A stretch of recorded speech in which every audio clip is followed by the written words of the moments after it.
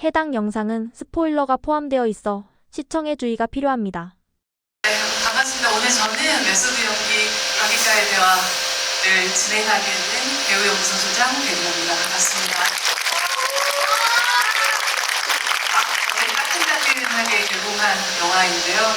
여러분들이 또 영화 보시고 나서 많은 궁금증들을 안고 계실 것 같습니다. 특히나 오늘은 특별한 응원의 손님까지 함께 하시는 시간이라서요. 저희 간단하게 저희 질문과 대답들을 나눈 시간 거쳐서 여러분들하고도 길게 얘기할 수 있는 시간 가지도록 하겠습니다. 여러분들 큰 박수 주시면요. 오늘의 주인공 이동희 배우와 그리고 이기혁 감독님 그리고 오늘의 큰 응원을 안고 이 자리에 오신 이재훈 배우 함께 하시겠습니다. 큰 박수 부탁드립니다.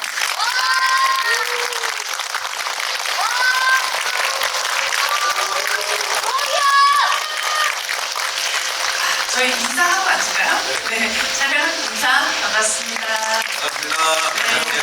반갑습니다. 네. 해주시죠. 오늘 특별한 손님과 함께 하는 자리여서 더욱더 의미가 있는 것 같습니다. 감독님부터 진짜 꽉 채워주셨어요. 한 분도 없이, 한 분도 빠진 자리가 없이 인사 말씀 부탁드립니다. 네, 안녕하세요. 저는 메소드 연기 시나리오 쓰고 연출한 이기혁입니다. 반갑습니다. 안녕하십니까. 저는 메소드 연기를 관람객으로 오늘 참석하게 된 배우 이재훈입니다. 안녕하세요. 이재훈 배우 팬미팅 네, 진행 맡은 이동입니다. 반갑습니다. 이동희 배우님이 아주 겸손하게 말씀하셨지만 또 이게 어떤 영화에 대한 깊은 마음이 아니면 혹은 또 배우에 대한 깊은 애정이 아니면 함께하기 힘든 자리라는 생각이 드는데요. 재훈 배우님 영화도 메소드 연기 어떻게 보셨는지와 오늘 어떻게 또 이 자리에 함께하시게 됐는지 그 과정을 좀 낱낱이 들어보셨습니다. 네. 천남 배우, 패셔니스타, 멀티테이너, 예능 섭외 1순위인 배우 이동희가 존재하고 그리고 엄마와 형과 함께 사는 또 인간 이동희가 있고 그리고 작품 속에서 존재하는 캐릭터 이동희가 이렇게 삼위일체가 되어서 시너지를 내는 이 메소드 연기를 이 장르를 하이퍼 리얼리즘 코미디라고 해야 될까요? 장르까지 이렇게 또 만들어주시고 네, 그렇게 느껴지는 작품인데 근데 단순히 너무 재밌겠다 하고 극장에 와서 앉아서 보고 처음에 시작하자마자 웃었지만 가면 갈수록 인간의 어떤 희노애락을 정말 깊이 느낄 수 있으면서 어떻게 보면은 우리와는 또 다른 사람일 수 있잖아요. 저는 충분히 공감할 수 있지만 근데 다른 분들이 보셔서도 되게 공감되는 지점이 많은 작품인 것 같아요. 그래서 저는 또 이제 시사회 때 여러분들하고 같이 봤는데 가면 갈수록 엄청 웃다가 다들 이렇게 흐느끼시는 이제 관객분들이 많아서 그래서 저도 되게 같이 덩달아 울 뻔했는데 참으면서 오히려 그 반응을 좀 이렇게 살폈던 것 같아요. 아무래도 저는 이동희 배우에게 애정이 있는 사람이잖아요. 그래서 이 영화를 또 어떻게 봐주실까에 대한 관람객들의 궁금함이 있었는데 정말 예상은 했지만 그 이상으로 다들 더 많이 웃어주시고 그리고 기뻐해 주시고 같이 또 슬퍼하고 공감해 주셔서 저는 너무너무 이 영화를 좋게 잘 보게 되었습니다. 동희 배우가 입이 되게 근질근질한 듯이 옆에서 지금 거의 최고로 비싼 AI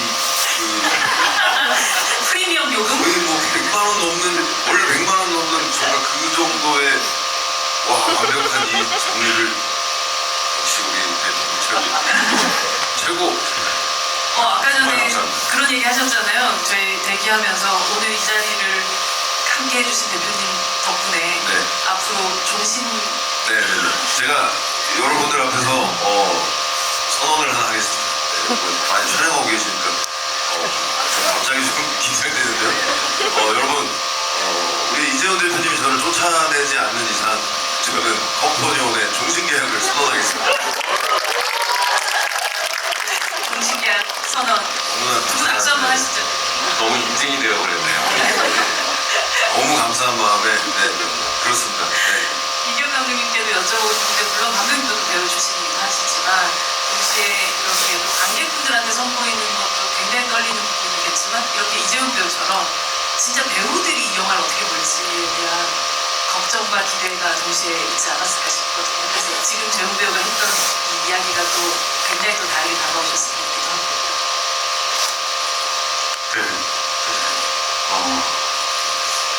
저희 영화가 이제 뭐 많은 어떻게 보면 배우의 이야기기도 하고 많은 현장의 신들이 많다 보니까 이 배우들이 보셨을 때 이게 가짜같이 느껴지면 안 되는 그런 지점이 있어서 최대한 제가 배우로서 어떤 프레임 안에서 연기했을 때 제가 바라봤던 그런 현장이나 그 현장의 공기와 어떤 제가 느꼈던 그런 실제 정서들을 최대한 솔직하고 사실적으로 전하려고 노력했습니다.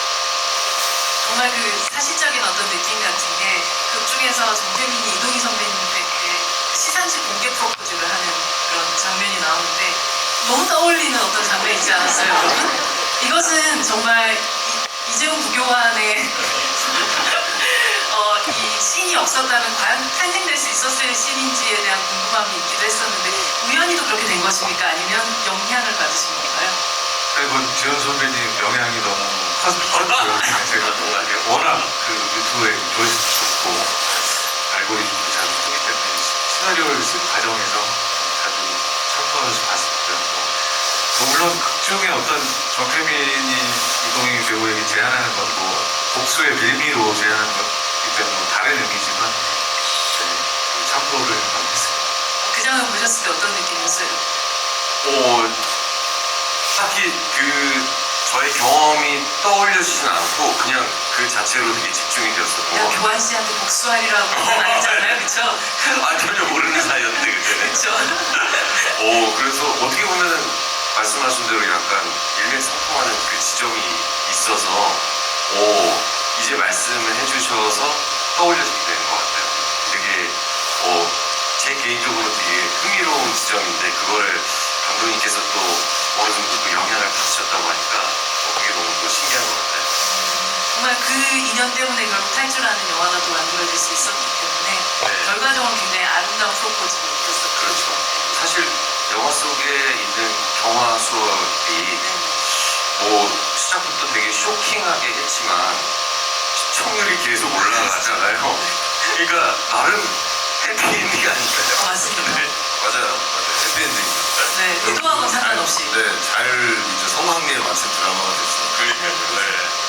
이 작품은 사실 그 단편부터 시작된 감독님과 동희 배우의 인연으로 이렇게 장편으로 블로그까지 된 그런 영화이잖아요. 이 과정들에 대해서 뭐 여러분들도 많이 알고 계신 분들도 계시겠지만 혹시 모르시는 분들을 위해서 간략하게 동희 배우가 이 과정을 살짝 설명을 좀 해주시면 어떨까요? 네, 일단 우선은 그 단편으로 공개된 메소드 연기라는 작품은 아무래도 좀 현장 이야기에 좀 집중을 했던 것 같아요. 그냥 현장에서 벌어지는 하루의 어떤 해프닝, 거기까지 가게 되는 과정만 어떻게 보면 핀셋으로 딱 집어서 그걸 포인트를 잡아가지고 거기서 벌어지는 어떤 소동극을 좀 그렸던 것 같고요. 그것을 이제 장편화하는 과정에서 이 작품을 과연 대중분들하고 어떤 소통을 이어갈 수 있을까 했을 때 가장 보편적으로 떠오르는 게 이제 가족의 이야기, 가족 구성원의 어떤 그런 다양한 어떤 사람들을 취재하면서 그분들의 어떤 다양한 그리고 형제가 특히 있는 가족들을 많이 취재하면서 많은 공감대를 사려면 어떤 부분을 또 발췌를 해야겠다 했을 때 저희가 이제 취재했던 분들의 공통점이 예전에는 이제 장남이나 이런 첫 번째 이제 장남한테 역할이 좀 많이 있었던 시대가 있었잖아요. 근데 이제는 어떻게 보면 좀 장남이 동생을 위해서 뭐 양보를 하는 어떤 그런 모습들도 더러 보여지고 형제들끼리 이렇게 누군가의 어떤 꿈을 밀어주기 위해서 뒤에서 이렇게 서포트를 하게 되는 과정을 겪는 가정들을 좀 많이 좀 참고하면서 가까이에는 뭐 감독님 역시도 친형제가 있지만 형이 꿈을 이제 동생이 대신 이루도록 좀 서포트를 하는 형태의 가정으로 좀 보여져가지고 감독님 이야기를 좀 가지고 오면서 저는 이제 외동아들로 자랐기 때문에 아무래도 좀 그런 부분에 있어서는 이제 많은 이제 거기를 통해서 자료조사를 해가지고 좀 거기에 녹여봤죠. 가장 가까이에 있는 게 가족이라는 생각이 들었고 그러다 보니까 이제 가족과 여러 주변의 이제 구성원들이 형성이 되면서 이 영화가 좀 확장이 됐던 것 같아요. 배우라는 특별한 직업에서부터 사실 시작했지만 결국 인생을 살아가면서 각각의 롤 안에서 그 역할을 때로는 연기하기도 하고 때로는 조금 실망시키기도 하는 그런 모든 자신의 역할들을 해나가는 사람들에 대한 이야기로 좀 확장이 된 것 같아요. 감독님이 처음 동희 씨 만났었던 게 한 20년도 넘는 시간이죠? 네. 새롭게 시간이 대학교 때부터 알던 사이가 동희 씨가 굉장히 적극적으로 좀 쫓아다녔던 쫓아다니진 않고 부러워했죠. 왜 부르셨어요? 이제 감독님이 그 늑대의 유혹이라는 작품으로 네. 그 대학 신입생은 아니지만 네. 1, 2학년 때쯤 영화계에 제일 먼저 데뷔를 한 거예요. 저희 또래 수많은 연극영화과 학생들 중에 그때 이제 뭐 동국대학교 연극영화과로 하면 굉장히 들어가기 힘든 학교였고 그러다 보니까 동국대학교에 이 또래 영화배우가 나왔다. 그래가지고 되게 유명한 케이스였어요.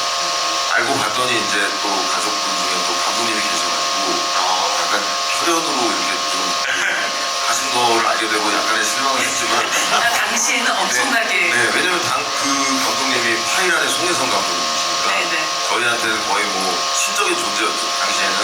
근데 그러다 보니까 이제 너무나 이제 이기혁 배우에게 참 부러움을 많이 느꼈고 그때는 정말 그렇게 내 당시에 조한선 선배님 쪽이었나요? 홍보 선배님 쪽이었나요? 그 대단한 역할처럼 설명을 하시는데 어느 쪽이었어요? 조한선 선배님 예. 그 역할 이름이 이제 그 조한선 선배님 극중 회원 안회원이라는 네.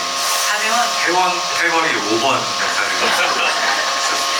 근데 저희한테 그게 되게 신기한 거예요. 너무 빨리 이제 상업 영화에 이제 영화관에 얼굴이 나오는 친구였으니까 그래서 되게 유명했고 부러워 했었죠. 사실 그런 인연, 특히나 이제 연기자로서 만났었던 그 인연부터 시작해서 이 영화 속에는 사실 배우라는 이 직업을 가진 사람들한테는 되게 뭐 억장이 무너진 순간 같은 것들도 있고 너무 공감되는 순간들도 많이 있었을 것 같고 특히나 이 영화의 가장 특별한 지점은 이동이라는 사람이 이동이를 연기한다라는 부분일 것 같아요. 아무리 허구의 얘기고 이게 모두 다 100% 동희 씨 얘기는 아니겠지만 아까 재민 씨가 얘기하셨던 것처럼 패셔니스타이자 근데 이 모든 말씀하신 그 수식이 이 영화에 다 적용이 되죠. 네네. 그러니까 그런 이동희를 보는 또 이동희를 아는 이재훈 배우이자 대표님도 네. 어떠셨는지가 지금 그 지점에서 사실 극 중에서의 이동희가 고민하는 지점이 코미디를 한 작품으로서 굉장히 많은 사랑을 받았는데 사실은 나는 코미디뿐만 아니라 전국 연기도 할 수 있고 여러 역할을 하고 싶은데 계속 코미디에 대한 작품이 들어오니까 그거에 대해서 좀 뭐 스트레스가 될 수도 있고 배우로서의 미래에 대해서 되게 고민이 되는 지점이 일 텐데 그런 게 어떻게 보면은 이동희 배우가 또 가지고 있는 되게 다채로운 모습 중에서 또 필모를 또 보시면은 정말 많은 장르가 있는데 정말 또 인기가 많았었던 또 작품을 또 생각을 해보면 사람들에게 많은 또 웃음을 주는 작품이다 보니까 또 배우는 그런 부분에 있어서 이제 섭외가 그리고 제안이 그렇게 또 오게 되기 마련이거든요. 저 역시도 그런 장르물을 함으로써 또 많은 분들이 또 이렇게 제안을 주시는 게 또 비슷한 색깔일 수 있는데 근데 그거에 대해서 탈피하고 싶은 어떤 마음이 실제 이동희 배우와 또 극중에 있는 또 이동희와 또 맞닿아져 있는 부분이 있으니까 저는 되게 그게 가깝게 느껴졌었던 것 같아요. 그래서 저게 실제 연기인지 아니면 정말로 그것을 고스란히 느끼면서 연기를 하는지 그러니까 이 영화의 제목 자체가 메소드 연기인데 실제로 그 자체로서 그 인물 그리고 동일한 또 이름을 또 가지고 있고 그리고 예를 들어 극한 직업과 그리고 응답하라가 또 포스터에서 이렇게 나왔었잖아요. 살짝 비트는 그런 부분들이 있었는데 그런 것들이 이제 어떻게 보면은 주연 배우이자 동시에 이 작품을 또 제작하고 또 기획을 감독님과 함께 하셨잖아요. 그래서 저는 이게 되게 신기한 경험이었던 것 같아요. 그래서 이런 부분에 대한 고민이 어떻게 보면은 극 중에서 이 많은 벌어지는 상황들이 웃기기도 하지만 한편으로는 되게 페이소스가 굉장히 많이 느껴지는, 그래서 그런 연기 자체가 저는 되게 놀라운 지점으로서 또 끝을 향해 가는데, 그래서 마지막에는 정말 실로 경악을 금치 못할 정도로 엄청난 그 연기를 보여줘서 그래서 되게 놀랐던 것 같아요. 근데 그 놀란 지점은 저뿐만 아니라 같이 관람을 하셨던 모든 관객들이 다 뭔가 되게 멍해지고 뭔가를 얻어맞은 듯한, 되게 심장이 막 울리는데 이런 그 감정에 대한 표현이 이제 계속 켜켜이 쌓여서 탁 보여지는 게 이런 게 배우의 삶인가를 이 영화를 통해서 또 간접 경험하면서 오히려 더 많이 이동희 배우에 대한 그 마음을 더 알게 된 작품인 것 같아요. 이동희 배우 본인에게도 약간 테라피가 된 작품이 아니었을까 싶기도 하고, 어쩌면 내 마음속에 있는 모든 것들을 바깥에 꺼내서 함께 해결하자 하는 느낌 같은 것도 들기도 했어요. 그럴 것 같아요. 이제 사실은 이거를 굳이 남들에게 이야기하지 않을 부분일 수도 있는데, 개인이 가지고 있을 고민인데 그것을 작품을 통해서 또 이런 고민에 대한 지적을 녹일 수 있다는 용기 자체가 저는 너무 훌륭한 것 같아요. 네. 어찌됐건 끝까지 포기하지 않고 계속 나아가는 모습들이 담겨져 있잖아요. 그래서 네, 저는 솔직히 그래서 이 영화의 러닝타임이 한 93분 정도 되는데 오히려 좀 짧다는 생각이 그런 것 같아요.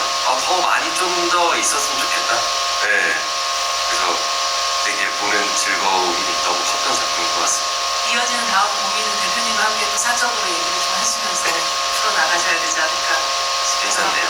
네. 메소드 연기 2가 나오면 또 이동희 배우가 나오면서 저도 함께 나와가지고. 병희 배우님은 이제 조금 네네.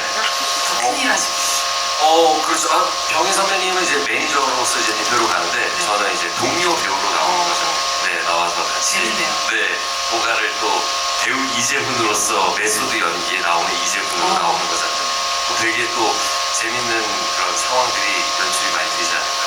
아까 이기혁 감독님이 이제 동희 배우님이랑 조금 한 템포 쉬었다가 같이 할 거라고 얘기하셨는데 그래요? 갑자기 이 얘기 들으니까 좀 솔깃하실 것 같은데요? 한 템포가 이제 네. 작품으로의 한 템포는 아니니까 이제 잠깐 휴식 시간을 가지고 이기혁 배우가 합류한다면? 그건 바로 이제 내일부터 사실 좀 녹화가 되고 있는 거죠. 사실 제가 제일 작품 끝나고 후회했던 점이 윤병희 형 역할을 왜 이재훈 형 이름으로 안 했을까. 소속사 대표 이재훈 역할의 윤병희입니다를 만들었었어야 되는데 그때는 제가 재훈 형을 해서 들어가기 전이어서 맞네요. 안타깝게도 그걸 지금 제일 촬영 끝나고 후회하고 있습니다. 재훈이 형 연기를 병희 형이 했었어야 됩니다. 우식 씨 연기를 공식이 형이 한 거죠. 그랬으면 얼마나 재밌었을까 그 생각을 하고 있습니다. 하나가 더 재밌었겠네요. 네네네. 많이 후회하고 있습니다. 소속사, 이게 병희 씨가 했던 연기도 너무나도 마음을 또 울리는 부분이 있었긴 하지만요. 그렇죠? 그 장면 진짜 웃겼어요. 이제 사고가 터지고 나서 네네. 이제 사무실로 이제 전화하면서 들어오는데 굉장히 목소리는 차분하고 누구를 달래주는데 들어오자마자 가방을 던지고 그냥 거기서 막 뭐 샌드위치고 그게 진짜 누구나 그런 부분을 좀 공감할 지점을 되게 아주 적절하게 보여주지 않았나. 누군가를 진짜 어려고 달래야 되는 상황인데 너무 밉잖아요. 짜증나고. 근데 그거를 막 그렇게 표현하는 게 저도 가끔씩 통화하면서 되게 상냥하게 하는데 마음은 네 그렇습니다. 네 저 때문에 그러지 않으시죠? 무슨 말씀이야. 그게 저는 너무 재밌는 장면이었던 것 같아요. 그럼 배우를 아는 사람이 주변에 있고 배우를 아는 사람이 연출한 작품이라는 게 확실히 느껴지는 배우들을 위한 또 작품이기도 했었던 것 같아요. 앞서 그 얘기했던 우리가 이동희를 연기하는 이 현실과 사실 그래도 극이기 때문에 이 간극에서 결국은 그래도 이것은 나의 리얼리티 다큐멘터리가 아니기 때문에 어떻게 보면 그 가운데서 굉장히 어려운 지점들도 좀 분명히 있었을 것 같아요. 그걸 감독님하고 어떤 방식으로 좀 조율하셨는지 궁금해요.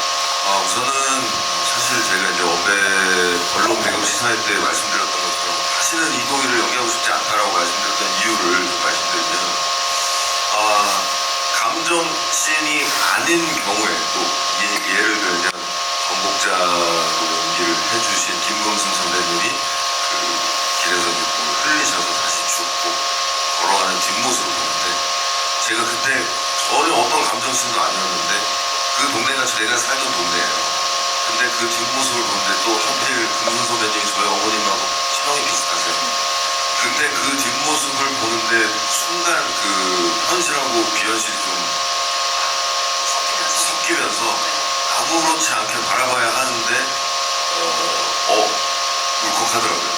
그런 것들이 저한테 좀 되게 힘들었던 것 같아요. 오히려 처음에는 막연하게 내가 나를 연기하는 거니까 내가 나를 제일 잘 알고 표현하는 데 있어서 뭔가 자신이 있겠다.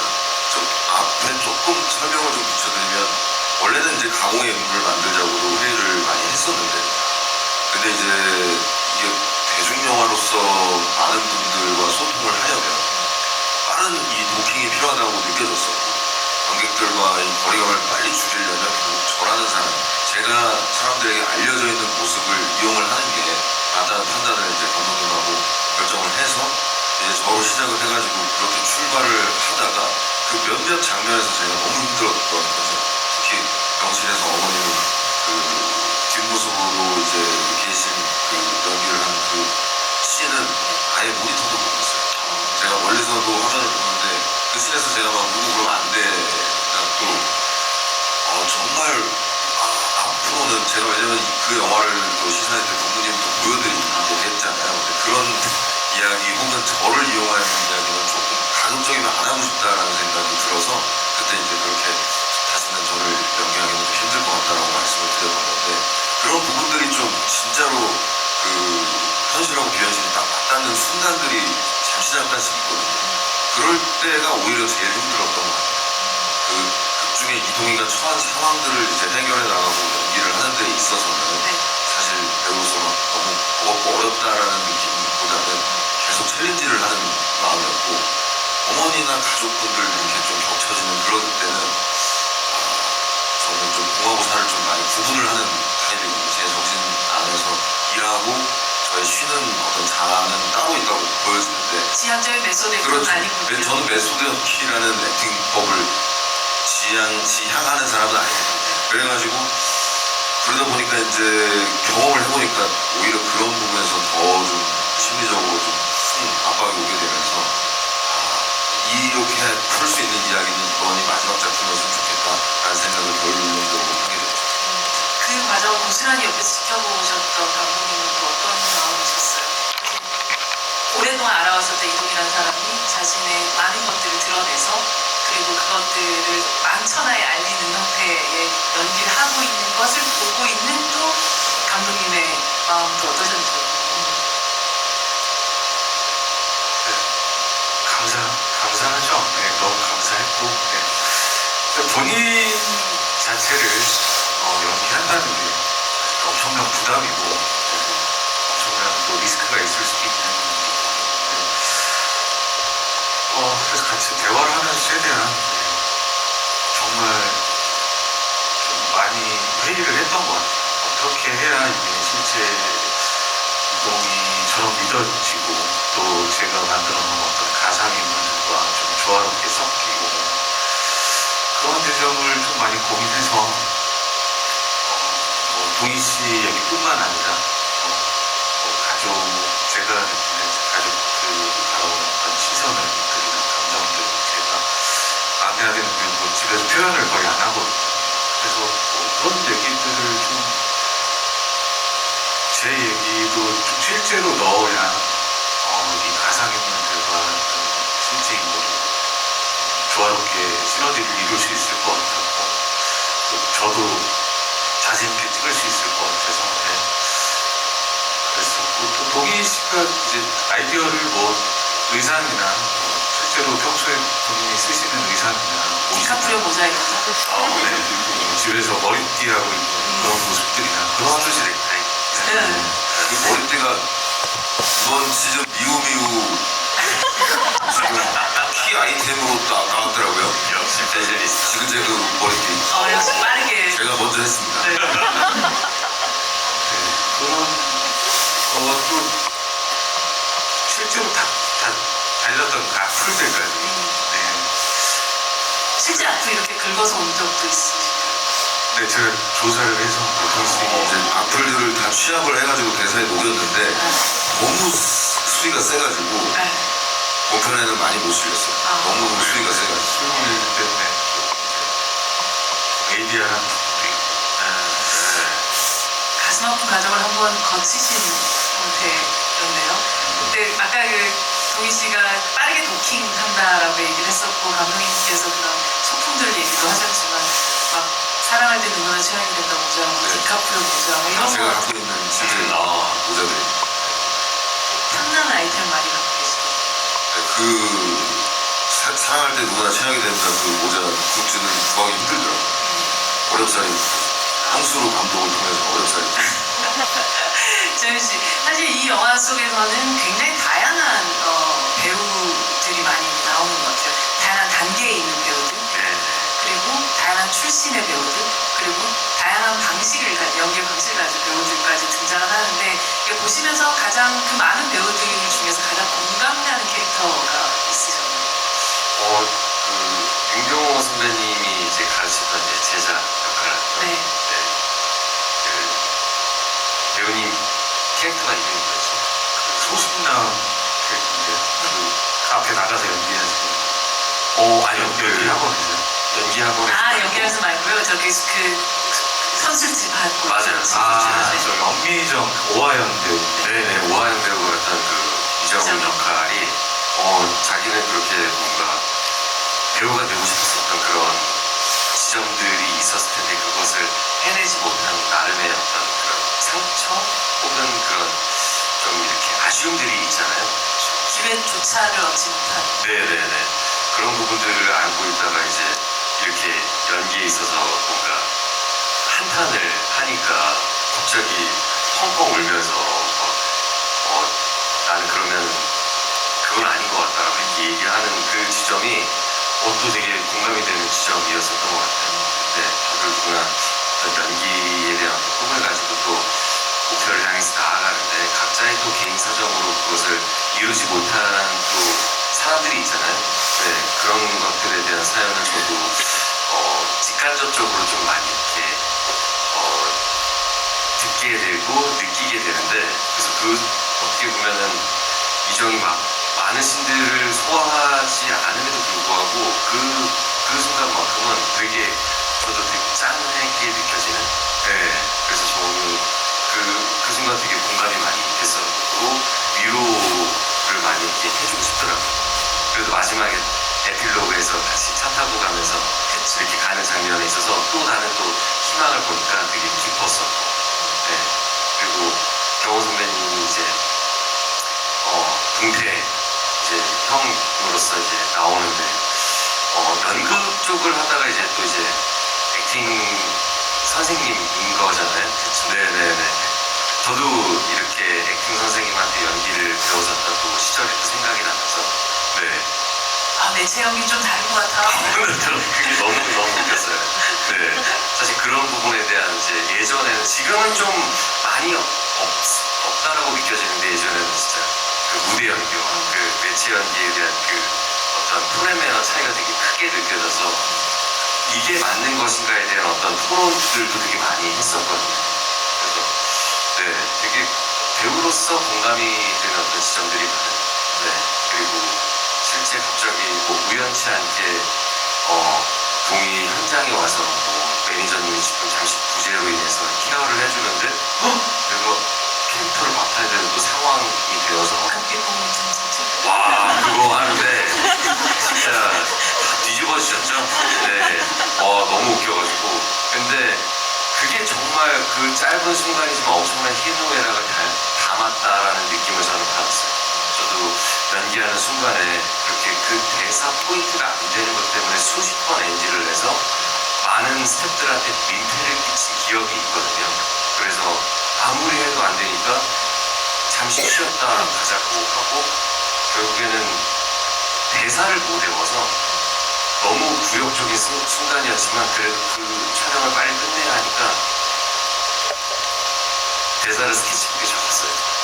대사를 스케치북에 적고 그리고 이제 카메라 뒤에다가 들고 있는 거죠.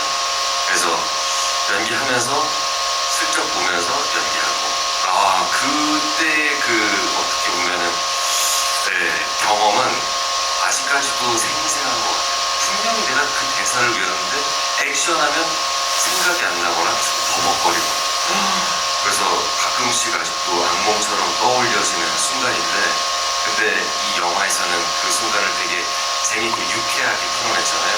근데 저도 굉장히 많이 웃으면서 되게 많이 또 약간 가슴 아픈 얼마나 해내고 싶었겠어요 진태가.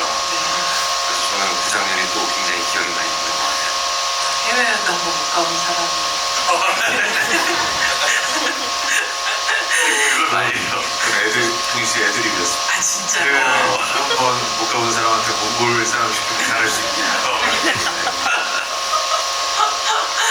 그러나 하지만 그 형은 그걸 다음 그 어떤 성공의 열쇠로 판넬로 만들어서 그러니까요. 그렇게 또 승화를. 아니 정말 이 영화 속에서는 뭐 정통 사극인 줄 알았는데 갑자기 되게 기름지쳐야 되는 되게 말도 안 되는 설정이 바뀐 상황에서 적응해야 되는 배우가 등장을 하는데 사실 배우로서 어때요? 이런 말도 안 되는 어떤 요구들을 수정들을 받게 된다 했었을 때 수용할 수 있다? 아니다? 어떨 것 같아요? 만약에 제가 아직 경험이 없고 신인 배우로서 뭔가 열심히 해야 한다는 그런 자세만 갖고 있었다면 그냥 벌레 하면서 이렇게 가는 게 맞나 하면서 하고 더 진지하게 막 연기했을 것 같아요. 네. 근데 지금은 나 안 해! 하잖아요. 바로 그렇게 나오지 않았을까 생각이 드네요. 도희 씨는? 근데 그런 어떤 상황들이 그런 비슷한 귀가 자라는 설정은 아니지만 네.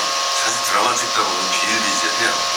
그러니까 뭔가 정말 황당한 그런 그 대본의 수정들도 있을 때도 있고 그다음에 시청자분들의 반응에 따라서 이제 시시각각 변하는 게 드라마 대본이다 보니까 그 정도로 뭐 귀가 자라는 그런 것까지는 아니지만 조금 그런 것들에 대한 어떠한 풍자 또 약간 좀 있었던 그 구조죠. 재훈 씨도 약간 그런 경우도 있었어요? 그 극단까지는 아니겠지만 네. 이제 드라마 같은 경우는 예전에 막 이렇게 생방송으로 이제 그 주에 나오고 나서 그 다음 주는 그렇죠. 아예 벌써부터 대본 자체가 없는 거예요. 그래서 그래서 이제 끝나고 나서 이제 대본을 기다리는 거죠.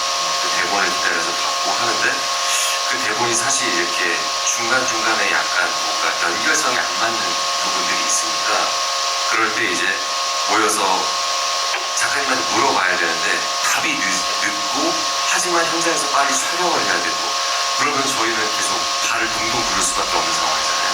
그러면은 이제 다 같이 모여서 회의를 하는 거죠. 야 근데 여기 이 씬에서 이렇게 넘어가는데 이게 말이 안 되지 않냐. 근데 다 말이 안 되는 걸 알고 있어요. 그러면 자 우리 버전을 2가지를 찍자 하면서 이제 그 연결되는 상황을 혹시라도 뒤에 바뀌는 상황까지 고려하면서 이제 배우들과 감독이 같이 이렇게 상의하면서 고치는 네. 참 정상회담 많이 열려요. 그렇죠. 네.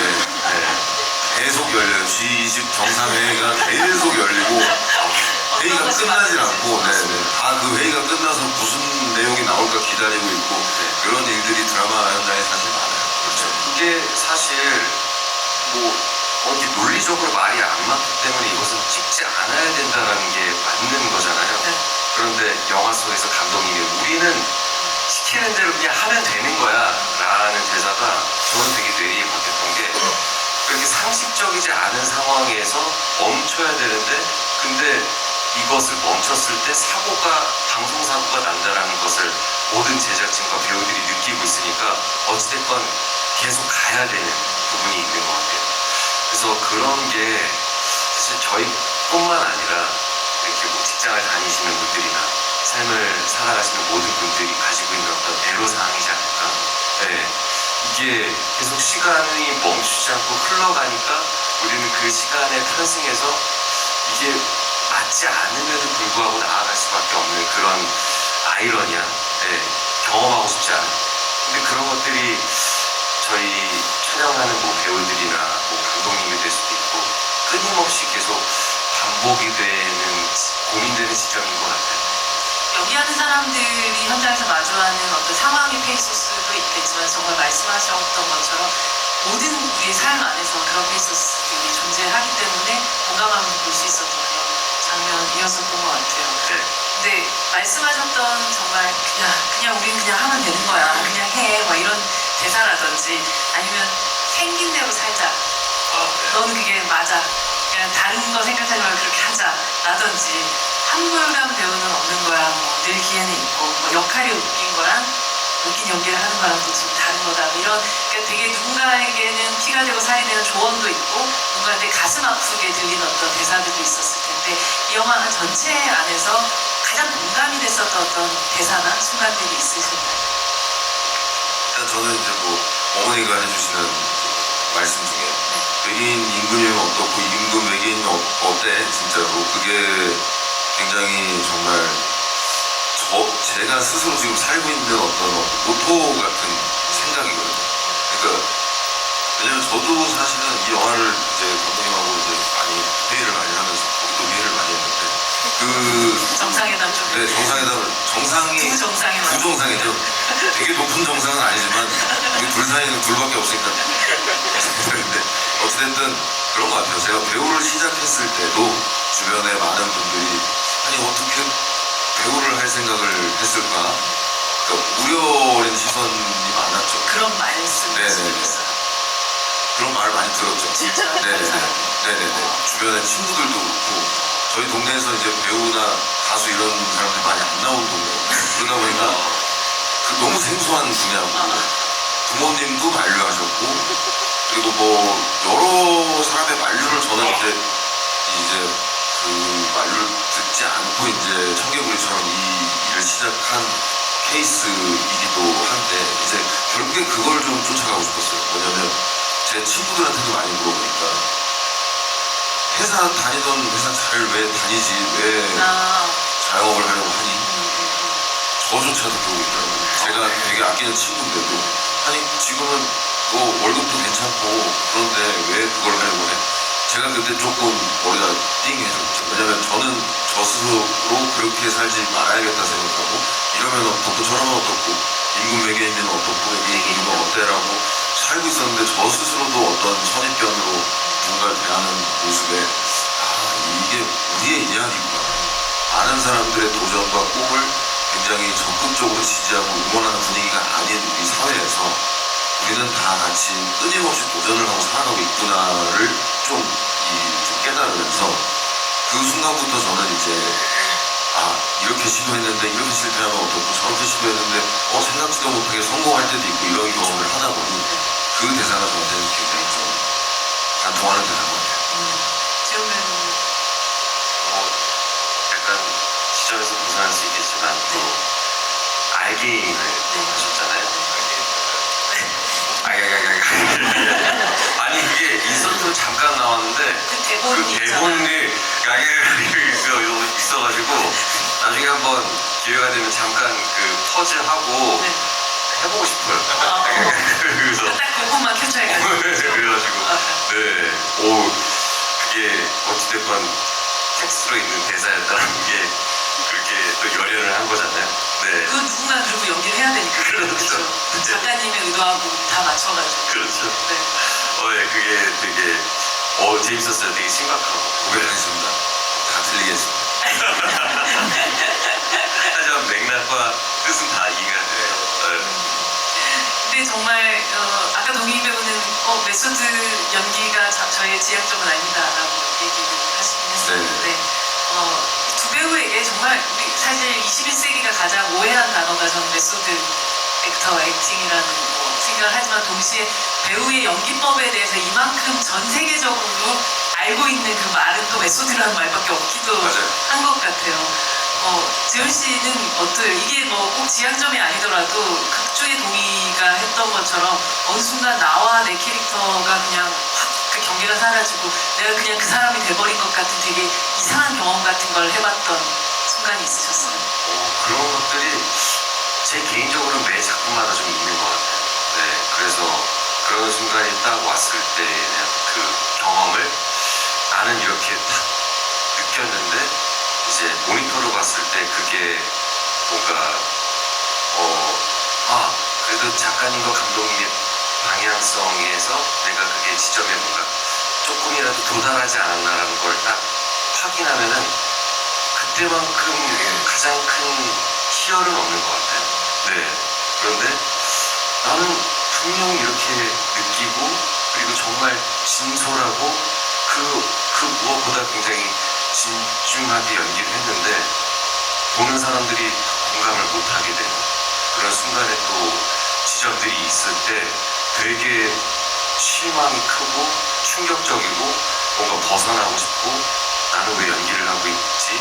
라고 바닥을 칠 때도 좀 있는 것 같아요. 지현 씨가 그런 때가 있죠? 네, 그럼요. 네. 그래서 사람들이 나 이 장면을 그래도 이렇게 찍었으니까 분명히 관객분들이 혹은 시청자들이 좋아할 거야 했는데 아무도 언급을 안 하는 그럴 때 이게 뭐지? 내가 이런 주관을 갖고 해석을 해서 연기를 하는 게 과연 맞는 건가? 나는 계속 연기를 할 수 있는 것인가에 대한 그 고민까지 이어지게 되는 순간인 것 같아요. 그래서 앞으로 어떤 또 연기들을 할지 모르겠지만 그 중에서 이제 동희가 메소드 연기의 어떤 포인트로서 그 임금이 백성을 위해서 굶어야 되는 그 순간의 연기를 하기 위해서 정말 실제로 굉장히 단식을 하는 그런 모습들이 있는데 많은 배우들이 그런 부분에 있어서 좀 공감을 할 것 같아요. 그래도 그렇게 느끼는 지점을 가기 위해서 실제로 밥을 안 먹고 굶는 저도 그런 경험의 역할이 좀 있었던 것 같아요. 그리고 실제로 촬영을 하는데 맞으면 안 되잖아요. 기술적으로 그것을 잘 피해야 되는데 나는 그것을 정말 느끼고 싶어서 때려달라고. 근데 그게 과연 맞는 것인가에 대한 거는 솔직히 잘 모르겠어요. 근데 그래도 저는 배우니까 그것을 온전하게나마 좀 그 순간만큼은 느끼고 싶어서 그런 어떤 가혹함을 요구를 했던 게 그때는 그게 필요했지만 돌이켜 생각해보면 그게 옳지만은 않았었다는 생각을 또 하게 되는 것 같아요. 누군가에겐 조금 미련한 방식이라고 생각되기도 하지만 또 그만큼의 절실함을 담고 있기 때문에 또 선택하게 되는 방식이기도 한 것 같아요. 아마 배우들은 계속해서 관객들하고 지현 씨가 말씀하셨던 것처럼 그 주파수를 맞추는 내가 느꼈던 것들을 관객도 고스란히 딱 느끼게끔 하고 싶은 그 어떤 지점을 만나고 싶어서 계속 연기를 하고 있다는 생각을 하게 되고 그런 의미에서 여러분들과 오늘 어떤 주파수들을 또 나눌지를 제가 또 질문과 함께 보도록 하겠습니다. 감독님 한 분 질문하실 분 선택해 주시면 마스크 쓰시는 거 뒤에요. 요새 뻔한 거 같아요. 네, 질문하겠습니다. 마스크를 너무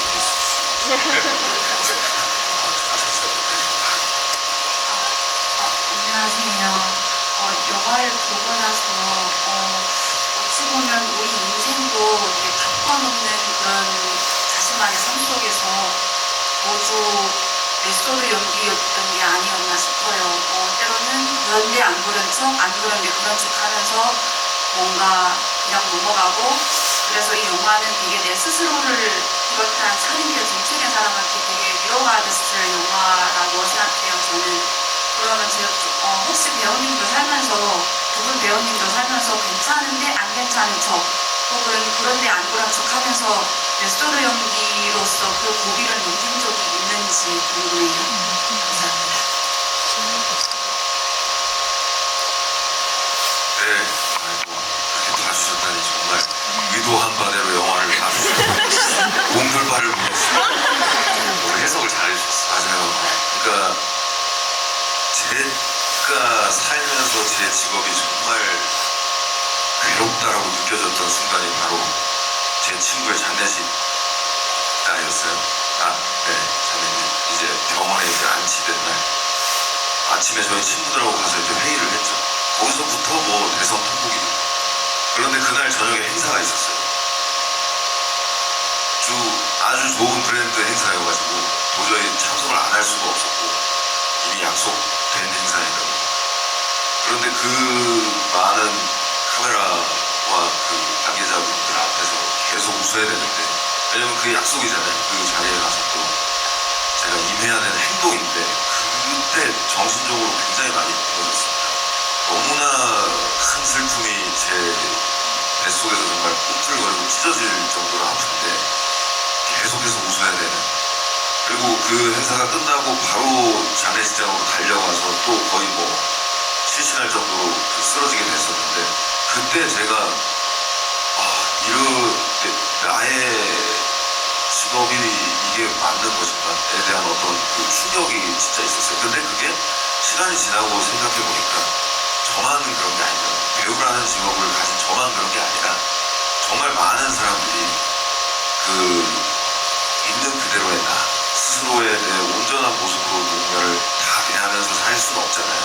예의를 갖춰야 하고 그 격식을 또 갖춰야 되는 자리도 있고, 그리고 또 이렇게 또 뭔가 또 정말 그 감정을 숨겨야 되는. 근데 그게 저만 그런 게 아니라고 딱 또 느껴지는 순간부터는 좀 괜찮아졌었는데, 그날만큼은 정말 저한테 큰 충격이었어서 그 경험을 그대로 그 이번에 그 마지막에 임금이 연기하는 감정으로 좀 가지고 와봤어요. 그래서 그 연기를 할 때 한 4가지 정도로 좀 쪼개봤는데, 하나는 진짜 이동해도 있고, 하나는 진짜 임금이 된 그 정태민을 바라보는 아버지의 마음, 그리고 극중 이동희가 어머니를 잃은 슬픔, 이런 것들을, 그리고 이제 하나는 좀 표현이 좀 덜 된 것 같은데 알게인으로서의 어떤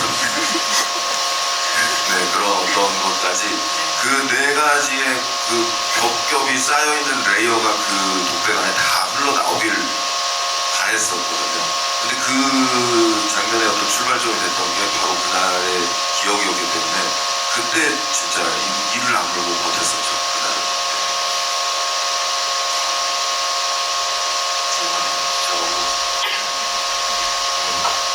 맞아요. 우리가 어떻게 보면은 일을 하다 보면은 실제 삶 속에서 경험되어지는 것들이 있는데, 우리가 일을 해야 되는 순간 그거와 극명하게 대비되는 때, 그때 자괴감이 좀 많이 들죠. 근데 그럼에도 불구하고 어찌됐건 모든 사람들이 그런 부분들을 겪는 게 인생이지 않을까. 저 역시도 저는 솔직히 그런 순간들이 매일 있는 것 같아요. 네. 누군가의 아들로서, 그리고 누군가의 동생으로서, 혹은 회사의 대표로서, 혹은 현장의 배우로서, 이런 것들에 대한 어떤 역할들이 계속해서 스위칭이 되는데, 그럴 때마다 나를 바라봐주는 그 위치에 대한 어떤 그 부분에 기대를 하는 시선들이 있잖아요. 그런 것들을 저는 개인적으로 충족시키고 싶다라는 생각을 먼저 하기 때문에, 그래서 좀 힘들어도 더 일단은 웃으려고 하고, 그리고 좀 친절하려고 하고, 그리고 돌발 상황에서의 되게 찌푸리거나 뭔가 마음에 들지 않은 상황에 그 마음을 뭔가 즉각적으로 표현한다기보다 한 번 더 생각을 하고, 그리고 참아낸다든지, 그런 것들을 경험할 때마다 시간이 지났을 때 잘했다고도 생각을 하지만, 어찌됐건 그 순간에는 감정을 표출하는 것을 참아내는 그 힘듦들이 있잖아요. 네, 그게 참 어렵다는 생각이 들어요. 근데 결국 뭔가 화를 내야 되는데 화를 내지 않았었던 나의 모습을 100% 칭찬하고 싶거든요. 그런데 그럼에도 불구하고 이제 혼자 남겨졌을 때 그 허함 그런 것들을 또 이렇게 곱씹으면서 참 정답이 없는 인생인 것 같아요. 계속 저를 스스로 또 어르고 달래주면서 그렇게 가게 되는데 결국에는 좋은 사람들과 내가 나를 믿는 사람들에게 조금씩 그런 나의 모습을 지금 이 순간에 제가 솔직하게 이야기하잖아요. 그런 것들이 있을 때 조금이나마 내가 그래도 숨을 쉬면서 살고 있구나라는 거를 느끼게 해주는 것 같아요. 그래서 저는 이 작품이 저를 그렇게 느끼게 만들어준 작품인 것 같아요. 사실 어머니 정복자가 굉장히 암에서 아프고 힘든데 핑크 내색 한번 보이지 않잖아요. 그냥 묻고 아무렇지도 않은 척 쿨하게 하시는데 그게 모든 또 이제 부모님의 그 자식들이 걱정하는 부분에 있어서 보여지는 모습 아닌가. 그래서 또 공감이 또 많이 되고 그런 지점이 있었던 것 같습니다. 사실 어머니야말로 이 영화 속에서 가장 마지막까지 뒤를 들키지 않았던 에소드 액터였던 생각이 들어요. 맞아요. 네. 그래서 아까 동희 씨가 말했던 그 건널목에서 건너오던 그 순간 처음으로 본인이 의도하지 않았던 관객이었던 아들에게 잠깐 그걸 들킨 순간이기도 했었고 그래서 그 장면을 저는 굉장히 좋아하거든요. 그래서 또 재훈 씨 얘기 들으니까 또 어머니 연기가 얼마나 또 좋았나 다시 한번 네. 김금순 선배님 우리 제니 엄마가 네, 제니 엄마 최고예요. 김금순 선배님도 최고지만 저희 친어머니도 최고예요. 저희 어머니 아버지도 아프면 아프다고 얘기를 하셔요. 정말 최고의 메소드 액터이시거든요. 저희 엄마도 근데 진짜 아프면은 아프다고 얘기를 해야 될 것 하십시오. 같아요. 혹시나 계시면 여기서 그런 액팅 하고 계시는 분들 있다면 네, 꼭 얘기하셨으면 네, 좋겠어요. 빨리 카메라 끄시는 게 좋다고 생각을 하고 무대에서 좀 내려와 주셨으면 좋겠습니다. 다음 질문으로 가도록 하겠습니다. 재훈 배우님이 한 분.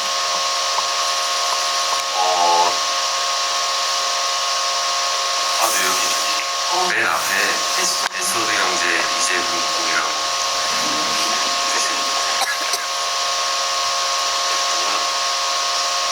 영화 너무 재밌게 봤고요. 그 극중하고 지금 현실하고 소속사 대표님하고 배우님이신데 실제로 회사가 진짜 필요한 투자인데 정말 이동희 배우가 하기 싫은 그 역할이 제가 봤을 때 그래서 뭐 뽀로로 실사와 좋아요. 그거 괜찮은데 뽀로로 실사와 하나의 존재하에 소속사 대표님을 하나의 어떻게 존재하에. 그렇게 하실지 판단을 하실지 그리고 만약에 반대였을 경우에 대표님한테 그런 제안이 들어왔는데 꼭 회사에 필요한 투자인데 배우님이 어떻게 판단할지는 영화를 보다 궁금해가지고 좀 질문 드리고 싶습니다.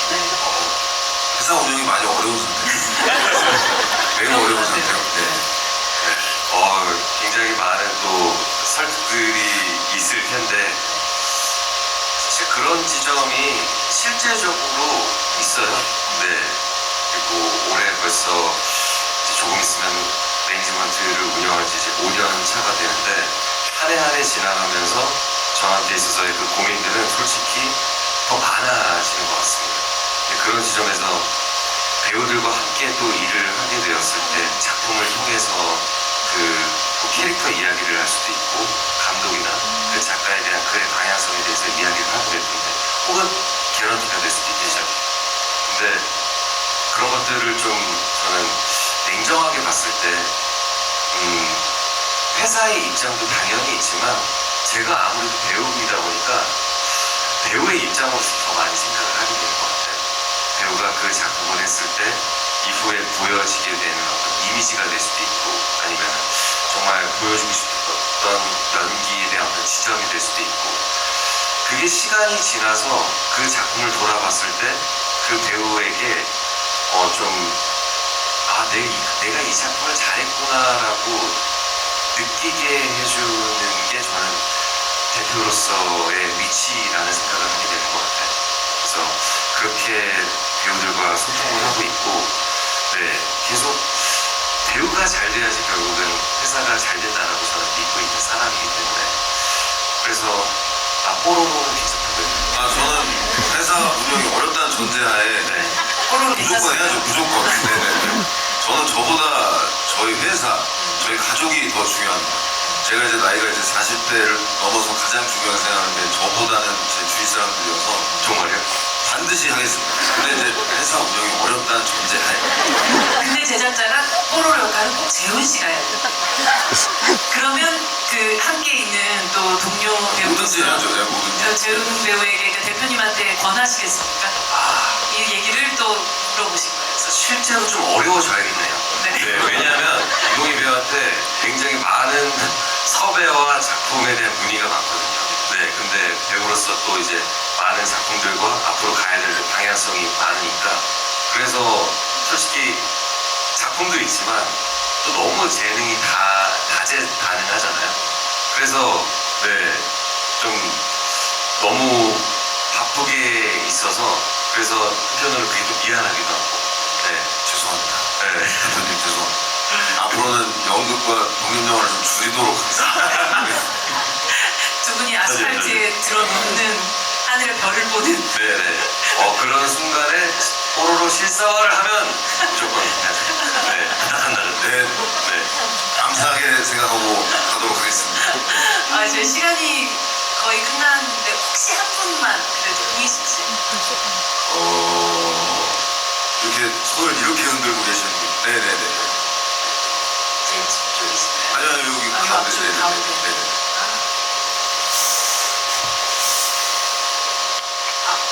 저는 그냥 조금 사소한 질문 궁금한 게 있는데요. 영화 속에 등장하는 영화, 아까 얘기하셨던 것처럼 로버스트 할 수 있는 그런 얘기가 여기 나오잖아요.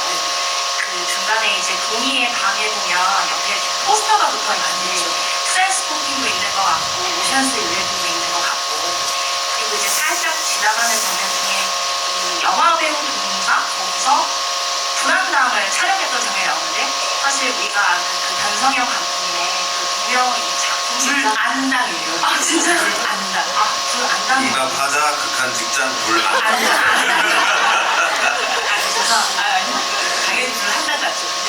그래서 저는 무슨 생각을 했냐면 이게 일반적인 그냥 픽션 드라마면 그 캐릭터 동의가 저런 약간 액션 노화의 영화를 하고 싶었구나라는 게 숨어 있다고 생각을 하는데 이 드라마는 약간 그 픽션과 논픽션을 왔다 갔다 하는 영화다 보니 이게 그 카메라 뒤에 있는 사람의 어떤 마음이 좀 담겨져 있는 어떤 것들인가 싶은 생각도 들어가지고 이제 그런 것들 이제 영화 선택하신 것들 이렇게 살짝씩 넣어놓은 것들이 혹시 좀 의미가 있나? 아니면 여기서 하고 싶은 얘기가 있으셨나? 라는 생각을 동희 씨가 혹시 자기야 내 왔대 이걸 하고 싶으셨던 거 아니요.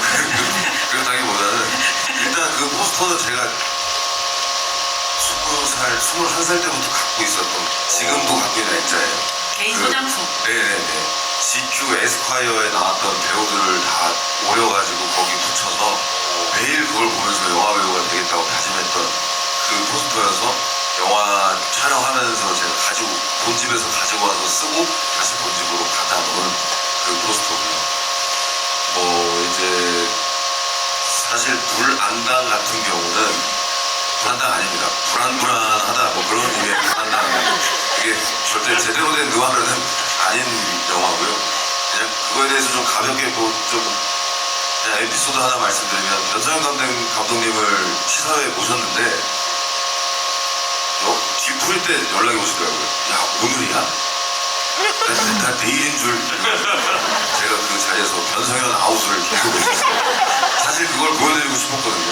불안당을 미리 말씀을 못 드리고 찍어가지고 지금 좀 약간 좀 초조한 상황임을 좀 밝히고요.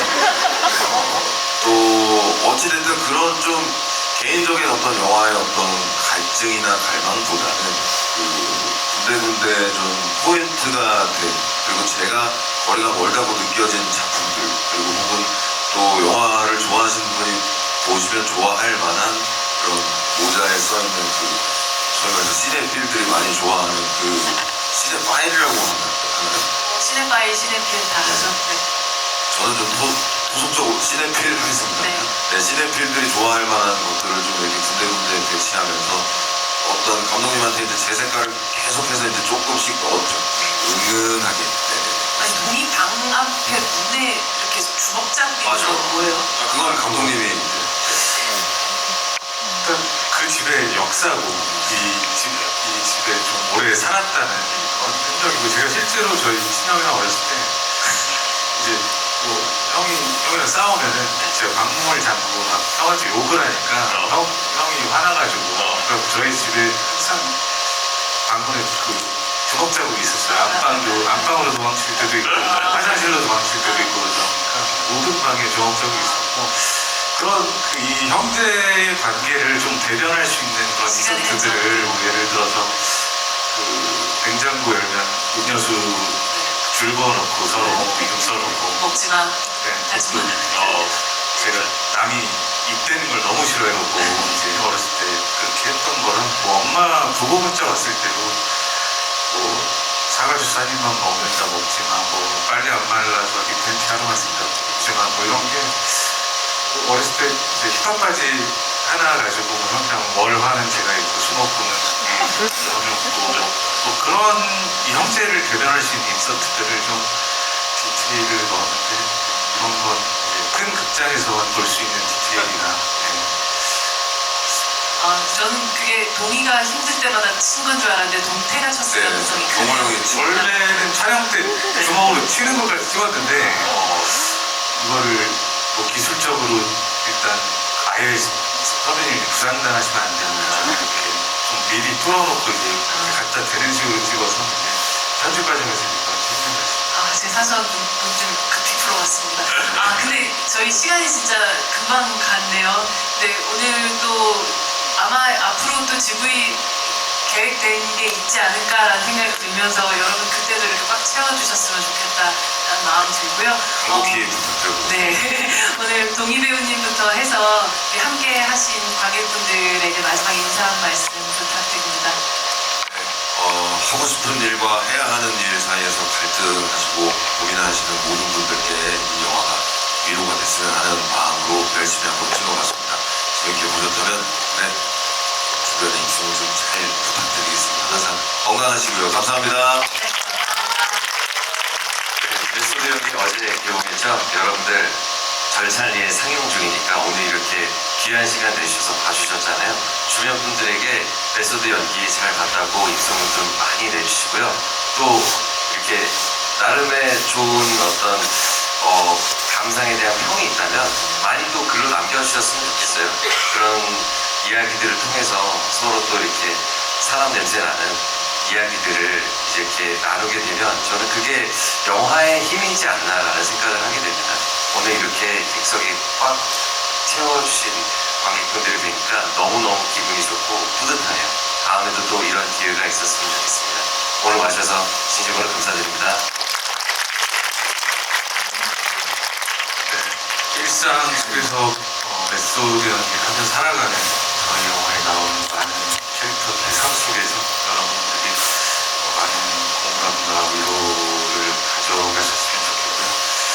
그리고 여러분이 입소문을 내주셔야 아까 재훈 선배님이 말씀하신 그 상대 배우로 출연하시는 메소드 연기 2를 제가 찍을 수 있기 때문에 뽀로로는 말고. 많은 입소문 부탁드리겠습니다. 감사합니다. 저희 기대하면서 오늘 이 자리에 함께 해주신 관객분들과 배우분 그리고 감독님께 박수 치면서 저희 이 자리 마감하도록 하겠습니다. 감사합니다.